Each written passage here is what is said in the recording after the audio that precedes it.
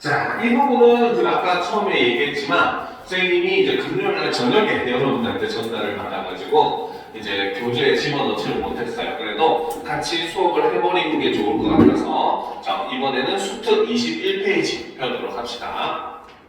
자, 제일 첫 번째 이제 우리가 봐야 될 게 바로 단어의 의미관계 부분이에요. 그렇죠? 자, 단어의 의미관계 부분을 보게 되면은 자, 일단 이걸 하기 전에 이 다이어와 동음이어의 경우를 일단 한번 살펴보도록 합시다. 알겠죠? 자, 다이어와 동음이어. 다이어는 말 그대로 뭐다? 한 단어가 원래는 한 개의 단어였는데 여러 의미를 가지는 걸 우리는 다이어라고 하고, 동음이어 같은 경우는 소리는 동일하지만 뜻이 완전히 다른 의미를 가진 낱말들의 관계를 동음이어라고 합니다. 근데 요거는 이제 우리가 사전을 보면 매우 쉽게 알 수가 있어요. 알겠죠? 자, 대표적으로 사전에서 찾아보면 눈1, 눈2 이렇게 표시가 되어 있습니다. 자, 그리고 눈1에는 1번, 그렇죠? 바로 사람의 감각기관 중 하나다. 시각을 담당한다. 이렇게 표현하죠. 하지만 두 번째, 바로 어떤 것을 평가하는 능력도 우리가 눈이라는 말을 쓰죠. 그래서 그는 눈이 높다 내지는, 그렇죠? 그는 뭡니까? 사물을 구별하는 눈이 좋다, 이런 것들 많이 하잖아요. 그렇죠? 그래서 어떤 거를 평가하는 능력, 이런 것도 눈이라고 봅니다. 자, 그 다음에 또 어떤 대상을 판단하는 기준도 우리가 눈이라고 얘기해요. 그래서 이렇게 여러 가지 의미를 가지고 있죠. 자, 그런데 이제 눈2 같은 경우는 바로 뭐다? 기상현상. 하늘에서 물이, 그쵸? 음결을 거쳐가지고 땅에 떨어지는 걸 눈이라고 한다. 이렇게 표현하잖아요. 그쵸? 자, 이렇게 표현이 사전에 나왔을 때, 요 눈1과 눈2의 관계가 바로 뭐다? 동음 이의어 관계이다 라고 볼 수 있습니다. 알겠죠? 자, 그런데 반면에 여기에 눈1을 보면 1, 2, 3 이렇게 뜻이 있잖아요. 그렇죠? 이 관계를 우리는 다이어 관계이다, 이렇게 얘기를 합니다. 알겠죠? 자, 그런데 이제 여기서 우리가 다이어 관계에서는 또 중요하게 하나 봐야 될 게, 사전을 찾아봤을 때 요 1번 의미, 첫 번째 나오는 이 의미를 우리는 중심 의미라고 하고, 자, 그 외에 2번, 3번 요 의미들을 우리는 주변 의미라고 이야기를 합니다. 자, 그렇기 때문에 우리가 이걸 통해서 알 수 있는 게 바로 뭐다? 동음이어 관계에 있는 낱말들은 의미상 연관성이 전혀 없어요. 알겠습니까? 그런데 다이어 관계에 있는 낱말은 바로 뭐다? 기본적으로 중심 의미를 중심으로 거기에서 의미가 파생되어서 만들어지는 게 주변 의미이기 때문에 다이어 관계의 낱말들은 의미상의 서로 관련성이 높다고 볼 수 있어요. 왜? 우리가 어떤 것을 평가하거나 판단할 때도 뭡니까? 눈으로 보고 판단을 하잖아요. 그렇죠? 그렇기 때문에 의미상 연관성이 존재를 한다라고 하는 게 동음이어와 다이어 관계의 가장 큰 차이다라고 볼 수가 있습니다. 자, 그런데 여기서 이제 최근에 한 가지 더 추가되는 게 바로 뭐다? 요렇게 표기는 다르지만 발음이 동일한 것도 동음이 관계로 취급을 한다는 거죠. 알겠습니까? 그래서 요 경우는 바로 뭐다? 바로 표기는 달라도 발음이 동일한 경우, 이것도 동음 이의어로 취급을 한다 라는 것도 우리가 알아둘 필요가 있다는 거죠. 그래서 붙이다는 건 뭡니까? 두 대상의 거리를 매우 가깝게 하다, 이런 의미죠. 근데 붙이다라고 하는 것은 바로 뭐다? 어떤 물건이나 편지를 보내다, 발송하다의 의미를 가지고 있다는 거죠. 그래서 이런 것들은 우리가 기존에서는 완전히 표기까지 똑같은 것만 도움이어로 갔다면은 최근에는 이렇게 표기는 달라도 발음이 동일한 경우도 역시 도움이 관계로 본다라고 우리가 알아두실 필요가 있다는 겁니다. 알겠습니까? 자, 그 다음에 이제 단어의 의미 관계에 대해서 우리가 또 살펴볼 필요가 있겠죠.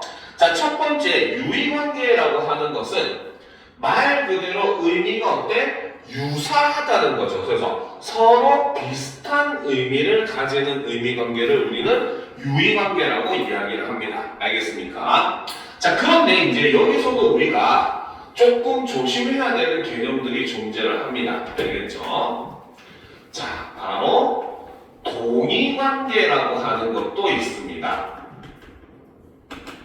그렇죠? 동의. 원래는 실제로 옛날에는 유의어라는 말이 없고 동의어라는 말을 썼었는데 실제로 우리가 실생활에서 봤을 때는 사실 그 두 낱말의 의미가 유사하다고 하더라도 완전히 동일하지 않는 경우들이 존재를 했었다는 거죠. 그래서 2009년 개정 교육과정 이후부터는 동의어라는 말을 빼버리고 유의어라는 말로 대체가 됩니다. 알겠죠? 자, 그런데 그럼에도 우리는 여전히 동의관계의 낱말들이 존재를 합니다. 완전히 뜻이 동일한 경우가 존재를 하다는 거죠. 그죠? 즉, 이 동의관계라고 하는 것은 바로 뭐냐면 우리말의 좀 독특한 구성 방식 때문에 나옵니다. 그래서 고유어와 그죠?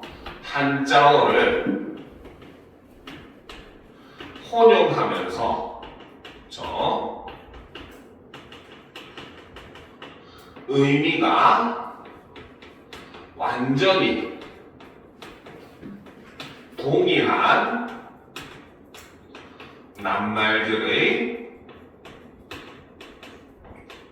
관계가 나타났는데 이런 관계를 우리는 동의관계라고 하죠. 대표적인 게 바로 뭐다? 낱말과 단어.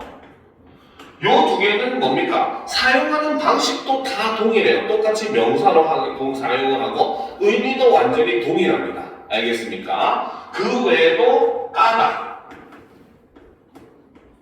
이유 이런 말들, 그쵸? 그 외에도 또 어떤 것들이 있습니까? 뭐 할아버지 하고 조부 이런 말들, 이런 것들은 전부 다 완벽하게 의미가 동일하고 쓰임도 완전히 대체돼서 쓸 수가 있는 말들이에요. 알겠죠? 그러니까 이거는 동의관계라고 봅니다. 그런데 여기서 나와 있는 유의관계라고 하는 것은 그렇죠?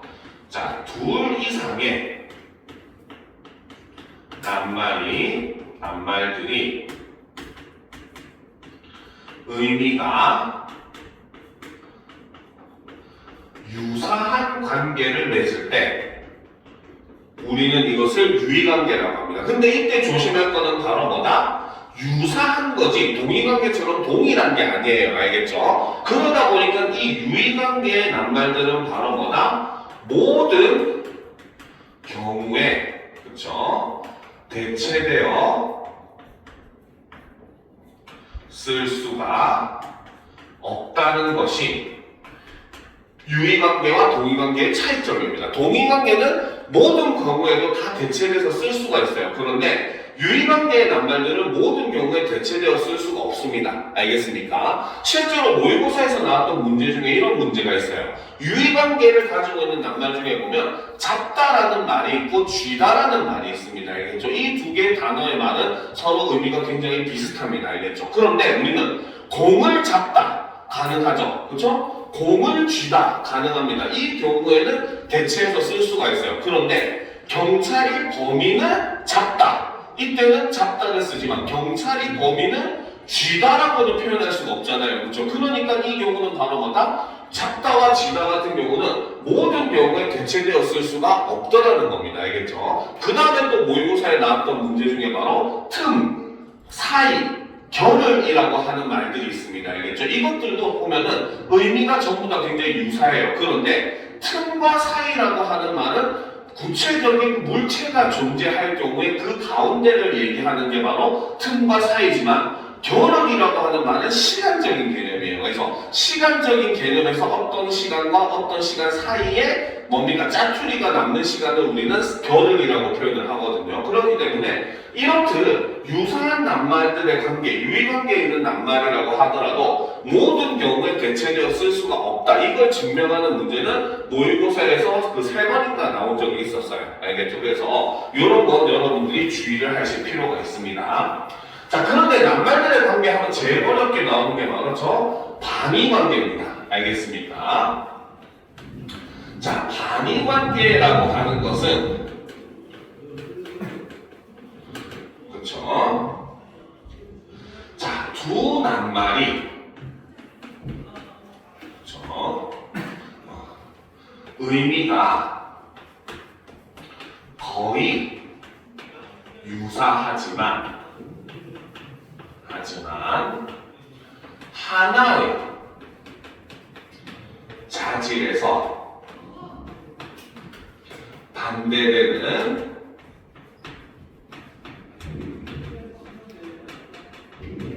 관계를 우리는 반의관계라고 얘기해요. 그래서 반의관계에 있는 낱말들은 솔직하게 얘기하면 공통점이 더 많습니다. 알겠습니까? 자, 그래서 이거를 예를 들면 우리는 이 반의관계를 할 때 의미자질이라는 말을 써요. 알겠죠? 자, 예를 한번 들어보도록 합시다. 자, 아버지라고 하는 낱말 속에 담겨있는 의미자질을 살펴보면 첫 번째, 성인, 어른이라는 점에서는 플러스를 가지고 있죠. 그렇죠? 자, 그 다음에 아버지가 되려면 자녀를 데리고 있어야 되잖아요. 그러니까 자녀를 갖고 있다는 자질에서도 역시 플러스가 되는 겁니다. 그죠? 자, 그런데 뭐다?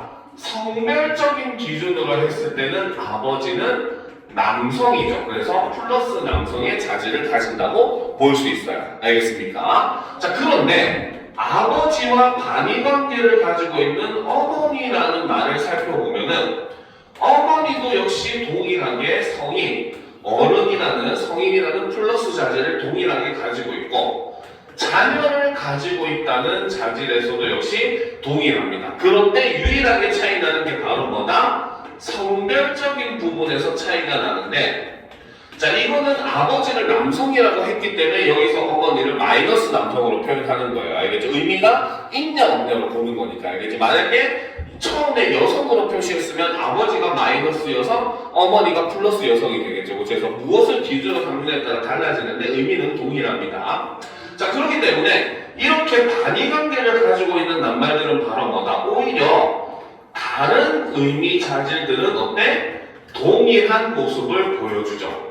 그런데 유일하게 오직 하나의 의미 자질에서만 어떻게 반대 의미를 가지고 있는 이러한 관계를 우리는 반의관계라고 합니다. 둘 이상의 의미 자질이 차이 나면 반의관계라고 하지 않아요. 그래서 아버지와 딸은 반의관계가 될 수가 없습니다. 알겠습니까? 왜? 아버지는 성인이지만 딸은 성인이 아닌 경우가 많잖아요. 그렇죠? 그 다음에 아버지는 자녀를 갖고 있지만 딸은 자녀가 없는 경우도 많아요. 알겠습니까? 그리고 아버지는 남성이지만 딸은 마이너스 남성이 되잖아요. 그렇죠? 그래서 둘 이상의 의미자질에서 차이가 생겨버린다면 이거는 반의관계라고 보지 않는다는 거죠. 알겠습니까? 자, 그런데 이제 사실 여기서 끝이 났으면 별 게 없는데, 그쵸? 진짜 어려운 건 사실 그 다음, 반의관계도 종류가 존재를 합니다. 알겠죠? 자, 첫 번째, 바로 상보반의어 혹은 절대반의어라고 하기도 해요. 그쵸?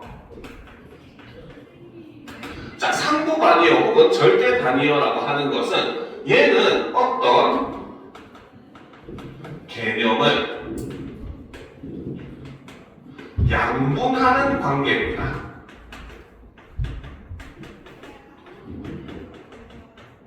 알겠죠? 그러니까 얘는 이 세상에 있는 전체를 그냥 나누어 봤을 때도 얘는 그냥 딱 절반으로밖에 안 나눠진다는 거예요. 이거 아니면 저거로밖에 안 나눠지는 관계를 갖고 있는 반의어를 상보반의어라고 합니다. 알겠습니까? 예를 들면 우리가 생물학적으로 성을 얘기할 때는 남성 아니면 여성밖에 없잖아요. 그렇죠? 그러니까 남성과 여성은 서로 상보반의어 관계입니다. 알겠습니까? 그리고 이 상보반의어 관계는 중요한 게 바로 뭐냐면 한쪽이 존재하지 않아도 한쪽이 존재할 수 있어요. 알겠습니까? 만약에 여러분이 집에 혼자 있다고 해도 혼자 있다고 여러분들이 여성이 남성이 되고 남성이 여성이 되는 거 아니잖아요. 그렇죠? 혼자서 집에서 이상한 짓 하는 게 아니라면 상관이 없겠죠. 그렇죠? 되는 게 아니잖아. 그렇지? 물리학, 생물학적으로 바뀔 수 없잖아요. 그렇죠? 그렇듯이 남자만 있어도 남성이라고 하는 개념은 존재를 하는 거고 아마른처럼 여성만 있어도 여성이라는 개념은 존재를 하는 겁니다. 알겠죠? 그래서 상호반의어는 무조건 이거 아니면 저거만 가능한 것이고 그렇다고 반대가 없다고 해도 성립을 하는 것이 상호반의어의 관계라는 거죠. 그래서 상호반의어의 대표적인 게 바로 남자, 여자, 그쵸? 그 다음에 살다, 죽다, 그쵸? 이런 거 같은 경우는 상호반의어 관계라는 겁니다. 알겠습니까? 자, 그 다음 이제 두 번째가 바로, 그쵸? 등급반의어라고 하는 게 있어요. 자, 등급반의어는, 그쵸? 두 반의어 사이에 무수한 중간항이 존재를 하는 경우, 이때는 우리는 등급반의어라고 합니다. 알겠죠? 예를 들어서 흰색의 반대는 검은색이야. 그런데 흰색과 검은색 사이에는 수많은 색깔들이 존재를 하잖아요. 그렇죠? 이런 것들은 등급반의어가 된다는 거죠. 그래서 등급반의어에는 흰색, 검은색, 그 다음 길이에서 길다와 짧다, 이런 것도 그 사이에 수많은 항들이 존재할 수 있는 것들이기 때문에 등급반의어로 볼 수가 있습니다. 알겠습니까? 자, 그 다음 이제 세 번째가 바로 방향반의어 라는 게 존재를 하죠. 그래서 방향반의어는 말 그대로 방향상의 방향상 반의 관계를 가지는 것인데 이 경우는 바로 뭐다? 상대가 있어야 뭡니까? 존재할 수 있는 낱말들입니다. 상대방이 없으면 얘도 존재를 할 수가 없어요. 알겠습니까? 자, 그래서 방향반의어는 가장 대표적인 게 방향적으로 보면 위와 아래, 뭐 오른쪽, 왼쪽 볼 수 있겠죠. 그렇죠? 근데 아래가 없으면 위가 있을 수가 없어요. 알겠습니까? 이거는 여러분들이 저는 당연한 겁니다. 그렇죠? 오른쪽이 있어야 왼쪽이 있고 왼쪽이 있어야 오른쪽이 있는 겁니다. 알겠습니까? 그렇죠? 그렇기 때문에 이런 거는 방향반의어예요. 그렇죠? 그리고 또 한 가지, 그렇지? 자, 여기 있는 남학생들은 누구의 남편입니까? 여기 있는 여학생들은 누구의 아내입니까? 불가능하잖아요. 그렇죠? 왜? 상대방이 없으니까. 그렇죠? 그렇지? 상대방이 없으면은 누구의 남편이냐, 누구의 아내냐라는 게 존재할 수가 없어요. 결혼이라고 하는 제도로 묶여야지만 바로 뭐다? 남편과 아내라는 개념이 존재할 수 있잖아요. 그렇죠? 이런 것도 역시 방향반의어이다 라고 볼 수가 있다는 거죠. 알겠습니까? 그래서 이런 것들은 반의어들의 종류로서도 문제가 은근히 나오기 때문에 개념적으로 여러분들이 좀 알아둘 필요가 있습니다. 알겠죠? 자, 그 다음 이제 상하관계를 보게 되면은 상하관계는 한 단어가 의미상 다른 단어를 포함하거나 혹은 다른 단어에 포함되는 관계입니다. 알겠습니까? 이거 지워도 되겠죠? 다 적었죠? 자, 상하관계 같은 경우는 자, 예를 들어서 그냥 바로 설명을 해줄게요. 자, 상하관계라고 하는 것은 개념적으로 다른 것들을 포함하느냐 포함되느냐 이런 관계거든요. 자, 예를 한번 들어보도록 합시다. 자, 동물이라고 하는 낱말이 있을 때 이 동물 아래에는 영장류, 양서류, 파충류, 조류, 어류, 설치류, 그 다음에 포유류, 이런 것들이 존재를 하죠. 그쵸? 그리고 영장류 아래는 다시 사람, 그쵸? 원숭이, 고릴라, 이런 것들이 존재합니다. 그렇죠? 자, 그럴 때 이 영장류라고 하는 단어는 동물이라고 하는 단어랑 비교를 했을 때는 이 두 개에서는 얘는 하위어이고 얘가 상위어이죠. 그렇죠? 근데 반대로 사람이라고 하는 단어와 영장류를 비교를 하면 영장류는 상위어가 되고 사람이 하위어가 됩니다. 알겠습니까? 자, 그래서 이제 이 상하관계의 특징이 드러나는 거예요. 첫 번째 바로 뭐다? 상하관계는 바로 상하관계는 상대적인 개념이라는 거죠. 얘는 어떤 단어와 함께 있느냐에 따라서 상위어가 될 수도 있고 하위어가 될 수도 있습니다. 알겠습니까?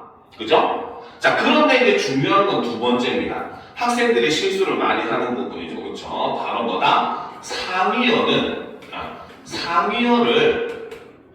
부정하면서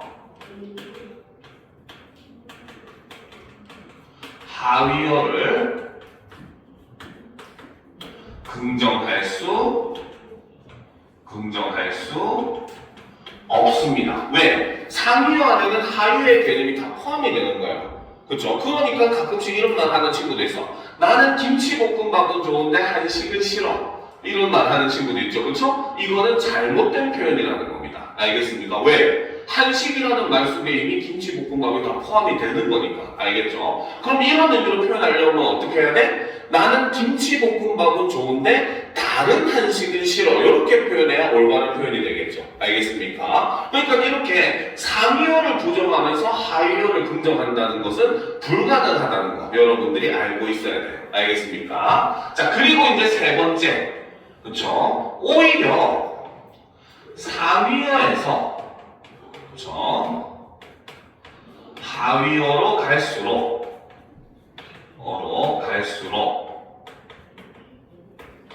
의미 자질의 수는 증가합니다. 학생들이 반대로 생각하는 경우가 많아요. 상위어가 의미가 더 풍부하다, 넓은 것이다 생각하는데, 그러니까 넓다는 의미랑 의미 자질이 많다는 의미를 동일하게 생각을 한 착각인 거예요. 알겠죠? 실제로 의미 자질을 보면 뭡니까? 동물은 뭡니까? 심장과 폐 이런 오장육부를 가지고 숨을 쉬면서 움직일 수 있는 생물을 우리는 동물이라고 하잖아요. 그러면 동물의 핵심적인 자질은 움직일 수 있다는 겁니다. 알겠죠? 그러면 영장류는 동물의 의미 자질을 포함해서 움직일 수 있고, 두 번째는 바로 뭐다? 손과 발을 가지고 있어서 도구를 사용할 수 있다라고 하는 도구라고 하는 의미 자질이 플러스 되는 거예요. 알겠습니까? 그러면 사람으로 내려면 어때? 움직일 수 있다라고 하는 움직일 수 있다는 의미 자질, 움직임, 그 다음에 도구를 이용할 수 있다는 자질, 거기에 이제 플러스 바로 뭐다? 언어를 사용할 수 있다 같은 이런 의미 자질이 추가되는 거죠. 오히려 상위어에서 하위어로 갈수록 의미 자질은 훨씬 더 많아집니다. 무슨 말인지 알겠죠? 그래서 의미 자질의 수는 오히려 상위어에서 하위어로 갈수록 더 많아진다라고 하는 것도 학생들이 착각하기 쉬운 내용들이니까 꼭 염두에 두실 필요가 있습니다. 알겠죠? 자, 단어의 의미 변화 같은 경우는 이제 지금 굳이 할 필요 없고 나중에 이제 여러분들 중세 국어 할 때 그때 보시는 게 훨씬 더 이해가 다 잘 될 거니까 요거는 넘어가도록 합시다. 자, 단어의 표기. 외래어 표기법은 아마 시험 문제 안 나올 가능성이 훨씬 높아요. 알겠습니까? 이거는 요즘 모의고사도 거의 안 나오고 있는 내용입니다. 거의가 아니라 아예 안 나오고 있는 내용입니다. 알겠죠? 자, 외래어 표기법은 말 그대로 외래어를 한글로 표기하는 방법을 정해놓은 규범이죠. 그래서 표기의 기본 원칙, 표기 알림표, 표기 세칙, 인명, 지명 표기 이런 걸 원칙으로 하는데, 자, 외래어는 기본적으로 바로 뭐다? 현용 24자모만을 사용을 해서 적는 것을 원칙으로 한다라는 거죠. 알겠어요? 즉 우리말로 적는 거니까 이거는 외국어를 우리말로 적는 거거든요. 이때 간디어에서 얘기하는 현용 24자모라고 하는 것은 그 자음 모음의 기본, 알겠습니까? 기본만 사용을 한다라는 뜻입니다. 알겠죠? 자, 그 다음 두 번째, 외래어의 1의문은 원칙적으로 1기호로 표기를 한다는 거죠. 알겠죠? 자, 그 다음 받침에는 기역, 니은, 리을, 니은, 비읍, 시읍, 이음만 사용을 한다. 요거는 이제 문제가 조금 나올 수는 있어요. 알겠죠? 그래서 피읍 받침은 불가능하다. 티귿 받침 불가능하다. 디귿 받침도 불가능하다라는 거. 알겠습니까? 자, 그 다음 뭐 파열음 표기에는 된 소리를 쓰지 않는다. 라는 거. 그래서 버스하고 되지만 쓸 때는 버스 이렇게 쓰잖아요. 자, 그 다음에 이미 굳어진 외래어는 관용을 존중을 한다. 굳어진 대로 쓴다. 그래서 카메라라고 쓰지만 영어에서 외국 사람한테 이건 캐머라 이렇게 있잖아요. 그렇지? 근데 이거는 일제시대 그 잔재긴 한데 어쨌든 옛날부터 카메라라고 우리는 쓰고 읽어왔으니까 카메라로. 바나나도 마찬가지죠. 외국어를 쓰는 사람한테 버네나 하면은 뭡니까? 버네너 이렇게 얘기하는데 우리는 그냥 바나나, 토마토 역시 토마토 이렇게 얘기하는데 우리는 토마토 이렇게 쓰듯이. 알겠죠? 이거는 관용을 다 존중을 하는 거. 요거는 그냥 간단하게 요거 정도만 알아두시면 됩니다. 알겠죠? 자, 그런데 아까 얘기했듯이 국어의 로마자 표기법 같은 경우는 음운 변동하고 연계해서 나올 확률이 굉장히 높아요. 알겠죠? 자, 국어의 로마자 표기법은 이거는 거꾸로 우리말을 로마자로 표기하는 방법입니다. 알겠습니까? 자, 기본 원칙을 살펴보면 국어의 로마자 표기는 표준 발음법에 따라 적음을 원칙으로 합니다. 그래서 로마자로 표기할 때는 바로 뭐다? 그 대부분의 음운 변동을 표기에 반영을 하는 모습을 보여줍니다. 알겠습니까? 자, 그리고 이제 두 번째, 로마자 이외의 부호는 되도록 사용하지 않는다는 거죠. 그렇죠? 그래서 왜 가끔씩 여러분들 아버지 차 타고 어디 막 놀러 가고 하다 보면은 표지판에 O 위에 점 2개 있고 이런 표시들 본 적 있잖아요. 그렇죠? 이거는 사실 현재는 쓰면 안 되는 건데 이 표지판들이 옛날에 만들어진 거라서 이런 게 남아있는 거예요. 이런 표시는 현재는 안 됩니다. 왜? 지금 현재 쓰는 로마자 이외의 부호는 쓰지 않는 걸 원칙으로 하는 거니까. 무슨 말인지 알겠죠?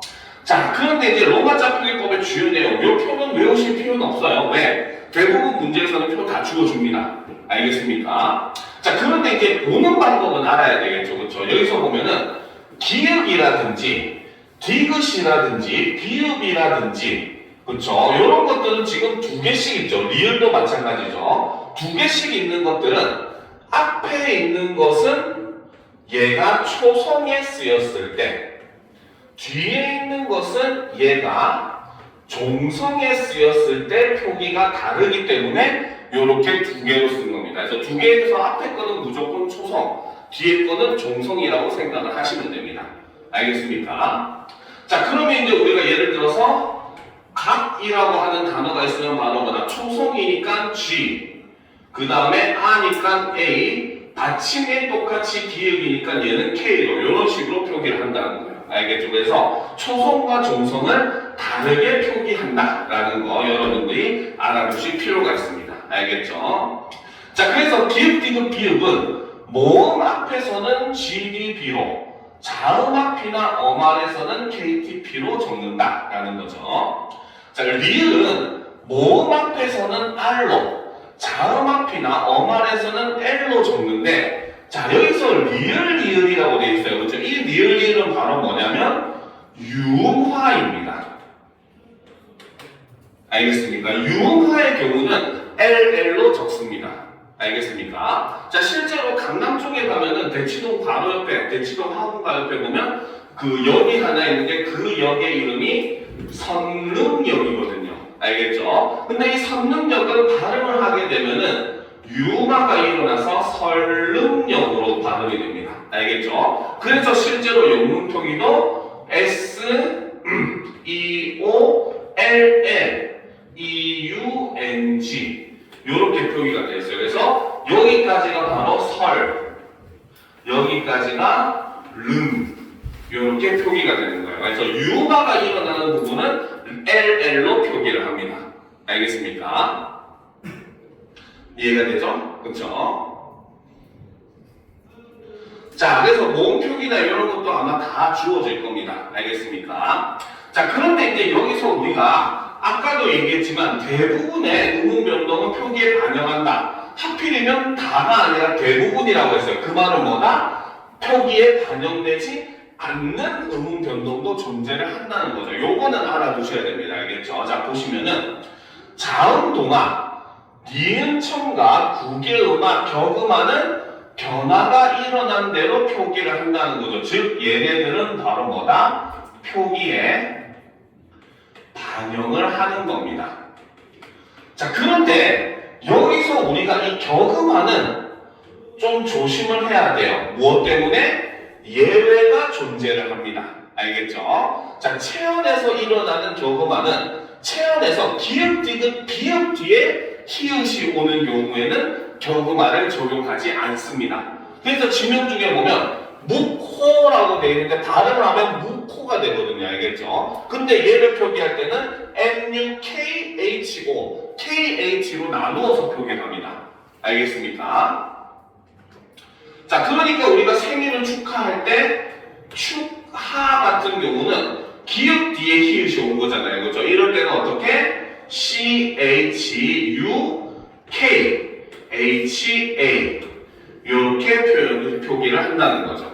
알겠습니까? 그래서 기역, 디귿, 비역 뒤에 뭡니까? 이렇게 그 격음화가 일어나는 경우에 히읗이 오는 경우에는 표기에 반영하지 않는다는 겁니다. 알겠습니까? 자, 그리고 두 번째, 경음화는 된소리 대기는 표기에 반영하지 않습니다. 알겠습니까? 자, 그리고 이제 여기에서 더 추가되는 내용이 있어요. 알겠죠? 자, 추가되는 내용이 바로 뭐냐? 그렇죠? 자, 바로 지역 단위를 나타내는 말은 그렇죠? 이름 뒤에 바로 짝대기 표시를 사용을 합니다. 알겠습니까? 예를 들면 자, 우리가 지역 단위를 나타내는 말이 뭐가 도시에서는 시, 그 다음에 구, 동 이런 말을 쓰잖아요. 시골에서는 뭡니까? 시, 군, 읍, 면, 리 이런 말들 쓰잖아요. 그렇죠? 이런 말들은 바로 뭐다? 그 짝대기를 쓰고 사용을 하는 겁니다. 알겠습니까? 예를 들어서 어떤 뭐 대치동을 예를 들면 대치동을 예를 들면 얘를 영문 표기하면은 DAE 그 다음에 CHI 죽을 긋고 DONG 이렇게 표기를 한다는 거죠. 알겠습니까? 자, 그런데 이때 주의할 점이 있어요. 바로 요 짝대기를 기준으로 양쪽 사이에서 일어나는 의문 변동은 표기에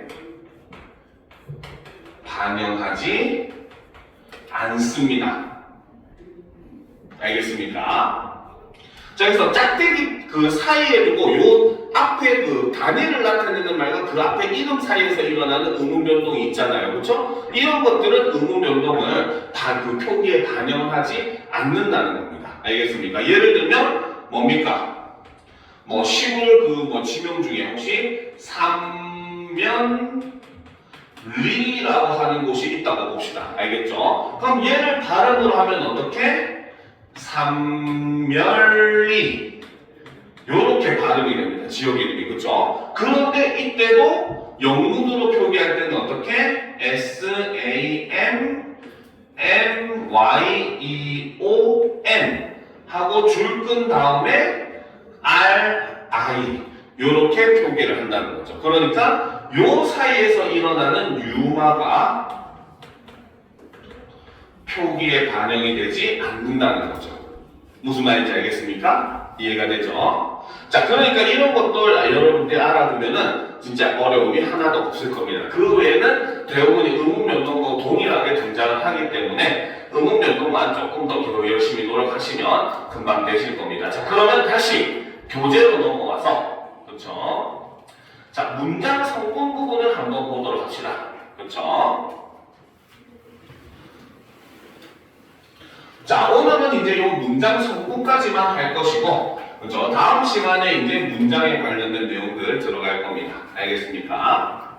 자, 문장을 한번 일단 개념부터 한번 보자. 문장은 생각이나 감정을 말이나 글로 표현할 때 완결된 내용을 나타내는 최소 단위라는 거죠. 여기서 완결된 내용이라고 하는 것은 바로 무엇이다? 바로 종결 표시를 포함을 한다는 거죠. 자, 우리 국어에서 종결 표시는 뭐다? 마침표, 느낌표, 물음표 이런 것들이 이제 종결 표시가 된다는 거죠. 그래서 이런 것들을 포함하는 걸 바로 우리는 문장이라고 하고, 문법적으로 봤을 땐 제일 큰 단위이지만, 그렇죠? 글 전체로 봤을 때는 문장이 모여서 문단이 되고, 문단이 모여서 글이 되는, 그렇죠? 이런 단위가 있기 때문에 이거를 문장을 최소 단위다라고 이야기를 한다는 거죠. 알겠죠? 자, 그럼 이제 이 부분에서는 문장 성분에 대해서 공부를 할 건데, 자, 여기서 이제 우리가 조심할 것들이 있습니다. 바로 문장 성분이라고 하는 것은, 그렇죠? 자, 기본적으로 첫 번째, 자, 어절을 단위로 파악을 해야 됩니다. 알겠습니까? 문장 성분은 품사랑은 달리, 품사는 낱말, 단어를 기준으로 판단을 해줘야 되는데, 문장 성분은 어절을 기준으로 판단해요. 그래서 체언의 경우에는 조사를 포함시켜가지고 어떻게? 조사로 인해서 얘가 역할이 정해지는 거거든요. 그러니까 조사까지 포함해서 얘 성분을 판단을 해야 되는 거고, 그 다음에 용언 같은 경우도 역시 마찬가지 걔가 변화된 형태 그대로 보는 거죠. 그래서 두 번째 문장 성분을 볼 때는, 그쵸, 바로 자, 체언의 경우,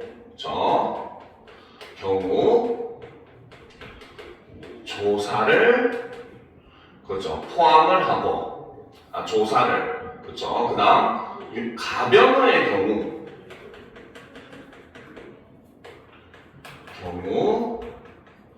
변화된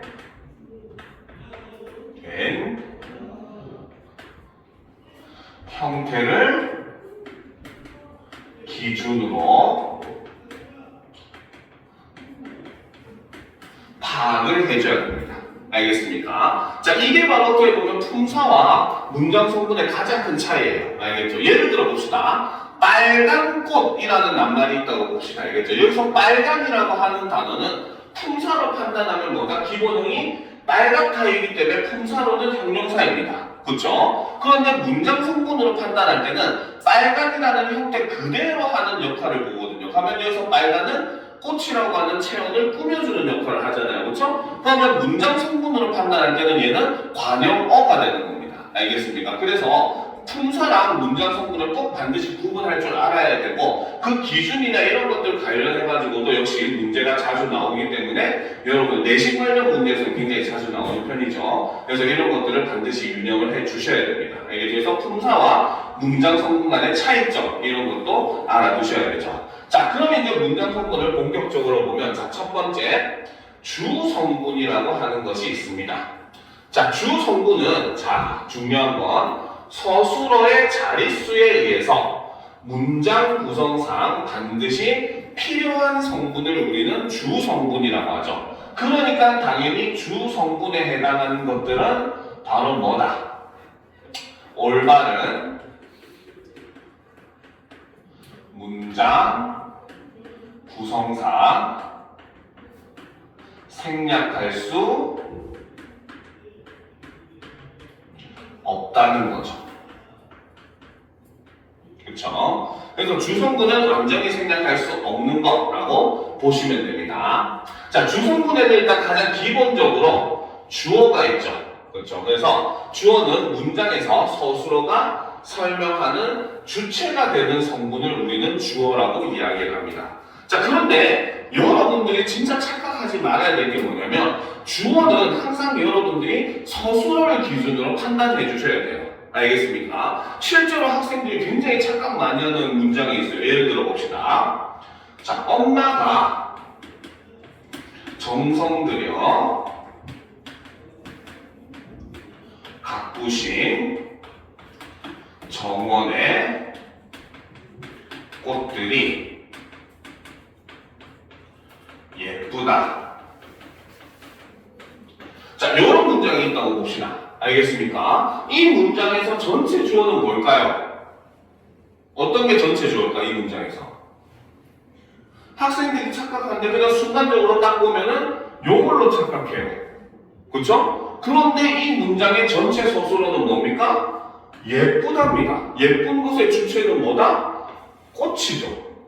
엄마가 예쁘다고 표현하지 않았어요. 그쵸? 불효자네요. 불속성효자네요. 그쵸? 엄마가 예쁘다고 표현하지 않았고 예쁜 대상은 바로 뭐다? 엄마가 정성 들여 가꾸신 꽃들이 예쁜 거잖아요. 그죠? 그러니까 여러분들 이런 유형의 문장이 실제로 내신에서 굉장히 많이 나오고 학생들이 굉장히 의외로 많이 틀리는 문장들 중에 하나예요. 알겠죠? 그러니까 우리가 주어를 판단할 때 자꾸 통뼈로 내 감을 믿어야지 나는 나를 믿어라는 쓸데없는 소리 하지 말고 항상 서술어를 기준으로 판단을 하는 습관을 들이는 게 굉장히 중요하다는 겁니다. 무슨 말인지 알겠죠? 자, 그래서 일반적으로는 주격조사인 이가를 사용을 하는데 간혹 가다가 에서라고 하는 주격조사를 쓰는 경우도 있어요. 알겠죠? 그 경우는 바로 뭐냐?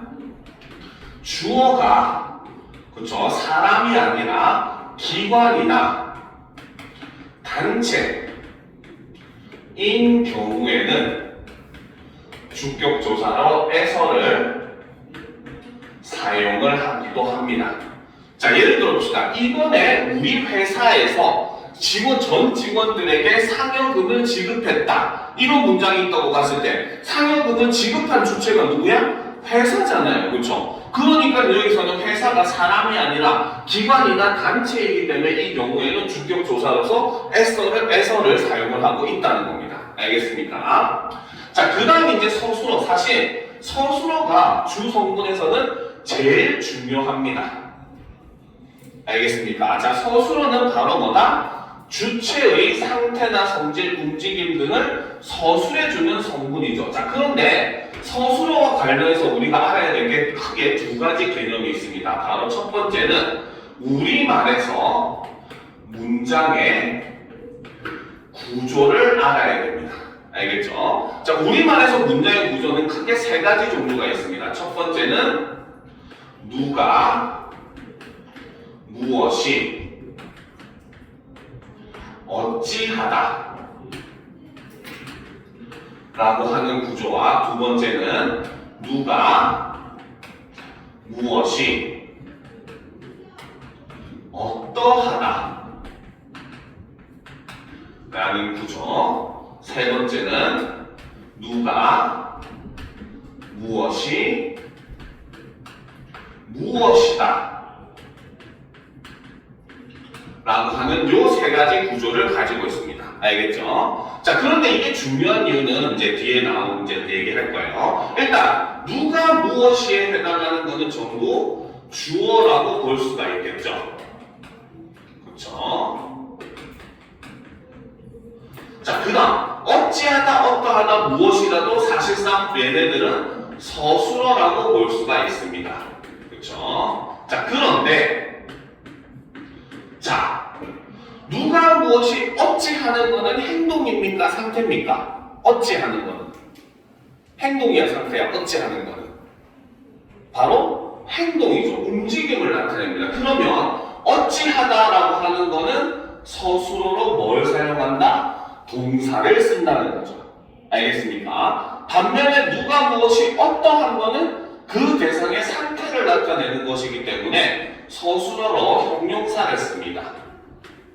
알겠죠? 자, 그리고 누가 무엇이 무엇이다 같은 경우는 서술어로 뭘 사용한다? 체언 플러스 서술격 조사인 이다를 사용하는 형태입니다. 알겠죠? 자, 일단 구구는 너무 쉬워요. 문장의 제일 마지막에 있는 서술어만 바라보시면 됩니다. 그럼 아까 얘기했듯이 엄마가 정성 들여 가꾸신 정원의 꽃들이 예쁘다라는 문장이 있을 때 제일 마지막에 있는 예쁘다의 그 품사가 뭡니까? 형용사이기 때문에 이 문장은 누가 무엇이 어떠하다의 구조라고 볼 수 있는 거예요. 알겠죠? 나는 매우 빠르게 달려간다라고 했을 때는 달려간다가 동사니까 얘는 어찌하다의 형태가 되는 거고, 그렇죠? 나는 우리 학교를 대표하는 학생회장이다라고 했을 때는 학생회장이다가 서술어인데 회장 플러스 이다, 체험 플러스 이다의 형태니까 무엇이다가 되는 겁니다. 알겠죠? 구분은 너무 쉬워요. 이것만 보면 될 거 없죠. 그런데 이게 중요한 이유는 자, 이 말을 거꾸로 하면 바로 뭐다? 우리 국어에서는 동사, 형용사, 그 다음 체험 플러스 이다. 요 세 가지만이 서술어의 기능을 가지고 있다라고 볼 수 있다는 거죠. 즉 다른 품사들은 서술어가 될 수 없다는 겁니다. 무슨 말인지 알겠습니까? 그래서 오직 얘네들만이 서술어가 기능을 할 수 있는 것이고, 이게 중요한 이유는 다음 주에 나오는 내용들, 문장에서 절 구분할 때 이거를 기반으로 우리가 구분을 하게 되는 겁니다. 알겠죠? 그래서 첫 번째로 중요한 건 요거죠. 자, 그 다음 두 번째로 중요한 거는 바로 서술어의 자릿수입니다. 그렇죠? 서술어의 자릿수는 서술어가 자기 자신을 제외하고 필요로 하는 문장 성분의 개수를 얘기합니다. 그렇죠? 자, 첫 번째로 바로 한자리 서술어. 자, 한자리 서술어는 서술어 자신 외에 한 개만 필요한다는 거고, 그럼 서술어 외에 무조건 필요한 거 하나가 있죠. 바로 무엇입니까? 바로 주어가 되겠죠. 그렇죠? 그래서 한자리 서술어는 주어 더하기 서술어의 형태라는 거죠. 자, 이때 여기서 쓰일 수 있는 서술어는 일단 기본적으로 자동사는 당연히 한자리 서술어입니다. 그렇죠? 자, 그런데 형용사도 한자리 서술어예요. 형용사는 무조건 주어 플러스 형용사만 됩니다. 알겠습니까? 그리고 체험 플러스 이다도 한자리 서술어입니다. 물론 중간에 꾸며주는 말들은 많이 넣을 수 있지만 실질적으로 문장을 구성하는 것은 주어만 있으면 되는 애들이에요. 알겠습니까? 자, 그런데 반면에 두 번째, 두 자리 서술어를 보게 되면은, 자, 기본적으로 역시 얘도 주어는 필요로 해요. 그런데 중간 항이 얘는 좀 갈립니다. 바로 어떤 것은 목적어를 필요로 하고, 어떤 것은 보어를 필요로 하고, 어떤 것은 부사어를 필요로 합니다. 알겠죠? 그리고 여기에 마지막에 서술어가 이렇게 위치를 하죠. 자, 그리고 이제 마지막 세 번째, 세 자리 서술어를 보게 되면 얘는 오히려 구성은 굉장히 단순해요. 한 가지밖에 없죠. 바로 주어 더하기 목적어 더하기. 영어에서는 간접 목적어, 직접 목적어 하지만 우리 국어는 간접 목적어가 아니라 얘를 부사어라고 합니다. 그래서 부사어 더하기 서술어의 형태다.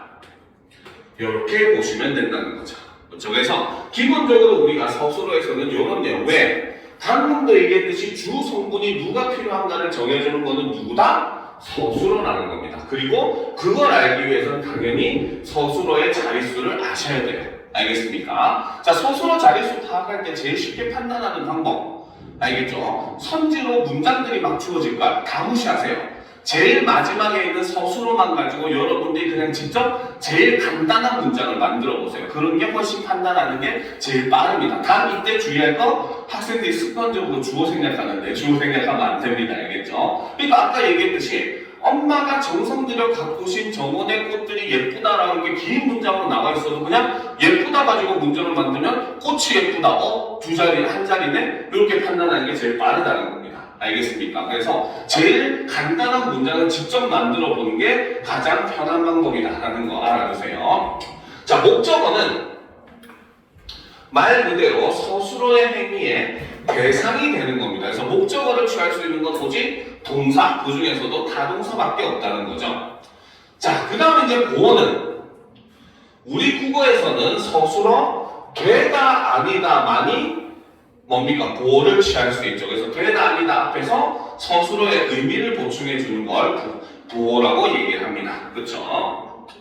자, 그 다음 이제 부속 성분을 보게 되면은, 그쵸? 자, 부속 성분은 문장에서 주 성분을 수식하는 혹은 의미를 제한하는 성분을 우리는 부속 성분이라고 얘기해요. 그렇기 때문에 이 부속 성분은 문장 구성상 반드시 필요하지 않습니다. 그렇기 때문에 뭐다? 생략이 가능하다는 거죠. 그렇죠? 자, 그럼 일단 하나씩 살펴보도록 합시다. 자, 먼저 관형어는 자, 문장 속에서 체언을 꾸며주는 역할을 하는 것을 우리는 관형어라고 합니다. 알겠죠? 근데 이 역할을 할 수 있는 방법이 세 가지 종류가 있어요. 자, 그러면 한번 보도록 합시다. 자, 관형어의 구성을 보게 되면은, 자, 첫 번째로, 자, 관형사는 당연히 그대로 관형어로 사용이 가능합니다. 그렇죠? 관형사 같은 경우 예를 들어서 새 책이라고 하면 새 다음에 띄우고 책을 쓰잖아요. 그렇죠? 그러니까 어조를 기준으로 봐도 새라고 하는 것은 뭡니까? 품사도 관형사인데 하는 역할도 관형어의 기능을 한다고 볼 수 있어요. 그렇죠? 그래서 기본적으로 관형사는 관형어로 기능을 할 수가 있습니다. 자, 그 다음 두 번째 바로 가변어가 그렇죠? 관형어의 기능을 할 수가 있습니다. 자, 이때는 바로 뭐다? 관형사형 어미 는 을 요거를 사용하면은 관형어가 될 수가 있어요. 알겠습니까? 그래서 먹은 빵, 먹는 빵, 먹을 빵, 먹던 빵 이런 식으로 전부 다 먹다가 빵을 수식하는 형태로 바꿀 수가 있다는 거죠. 알겠습니까? 자, 그리고 이제 세 번째 바로 체형이 관형어로 쓸 수가 있습니다. 자, 이때는 바로 뭐다? 관형격 조사 뭐뭐의를 사용을 하면 됩니다. 알겠죠? 그런데 그렇죠? 조심할 거는 단 조사는 쉽게 생략이 가능합니다. 알겠죠? 그러니까 체언이 둘 이상이 나란히 놓이게 되면은 앞에 체언이 뒤에 체언을 의미상 꾸며주는 경우가 굉장히 많아요. 알겠죠? 예를 들어서 보면 원래는 우리의 학교라고 해야 올바른 표현이죠. 근데 여러분들은 항상 얘기할 때 우리 학교 이렇게 하잖아. 그렇지? 이 말은 뭐다? 우리가 다니는 수많은 학교 중에 우리가 다니는 학교이기 때문에 우리라고 하는 말이 학교를 꾸며줌으로써 의미 범위를 제한해버렸죠. 그렇죠? 그렇기 때문에 여기서 우리는 관형격 조사 의가 생략된 형태이긴 하지만 어쨌든 학교라고 하는 말을 꾸며주는 관형어의 기능을 하고 있다는 겁니다. 알겠죠? 그래서 체언이 원래는 관형격 조사 의를 사용해야 되지만 의가 생략되어서 체언 그 자체가 다른 체언을 꾸며주는 경우도 있기 때문에 이거는 문맥적으로 의미는 잘 파악해 주셔야 됩니다. 최근 모의고사에서 이거 묻는 문제도 은근 나오고 있습니다. 알겠습니까? 그래서 이런 점도 여러분들 주의를 해 주셔야 돼요. 자, 그래서 관형어는 요건 끝입니다. 자, 그 다음 이제 부사어로 가보도록 합시다.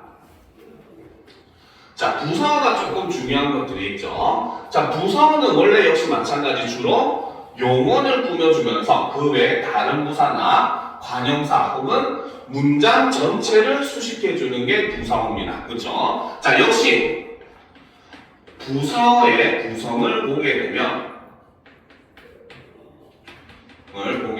첫 번째로 역시 부사가 그대로 부사어로 사용이 될 수 있죠. 나는 정말 빠르다라고 했을 때 정말은 앞뒤로 뛰었었기 때문에 혼자서 어조를 구성하고 하는 역할도 빠르다라고 하는 용어를 꾸며주고 있기 때문에 정말은 부사 그 자체로 부사어 기능을 하는 겁니다. 그렇죠? 자, 두 번째 역시 마찬가지 가변어가 부사어로 사용이 될 수 있습니다. 이때는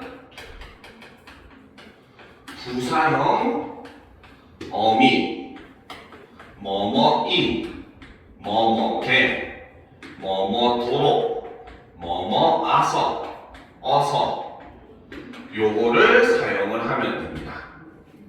알겠죠? 그래서 그는 아무 도움도 없이 혼자 일을 처리했다 해서 없다가 없이가 되면서 부사어가 된 겁니다. 알겠습니까?